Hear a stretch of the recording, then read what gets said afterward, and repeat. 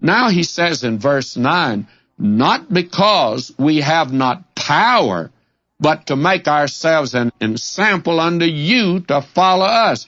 Now, Paul says we have the authority, and I think that's what he means here. He said, as an apostle that has come and has led you to the Lord, founded the church, we'd have a right, we have the authority to claim an offering, but we wanted to set you an example.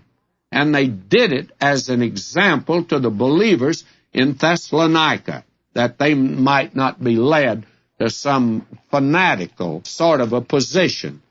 I had a young couple. They had been in my classes when I taught in the Institute. They were inclined toward fanaticism. To begin with, they were what I call super-duper saints. They felt like they were way out ahead of everyone else. And their exam papers, they always got a C or a D on their exam. They really didn't know the word, but they affected the fact that they were very spiritual indeed.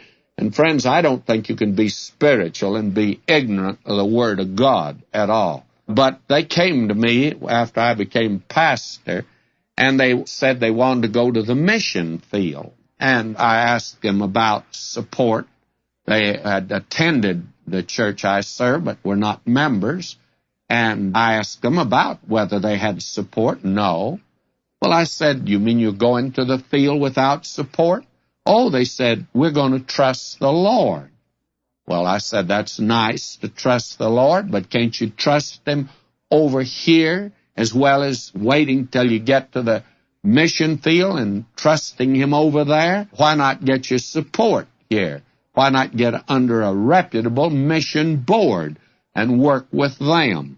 And why don't you do it in that way? And wouldn't that be trusting the Lord, that if He's called you to go to the mission field, He'll raise up support for you, and people will be interested in you, and the Lord will lay upon their hearts, and you'll have your support and a mission board you can work in under. They know the field. They know how to do the mission work. Oh, no, they weren't going that way. They trusted the Lord, they said. And they were going to the field. Well, they managed to get out to the field, and they became casualties. They had to be brought home. Friends raised money to bring them home from the field. Now, I don't suppose it's necessary for me to tell you that they were separated. They got a divorce, and she, I think, is married again. He's, I understand, lost his faith altogether, if he ever had any.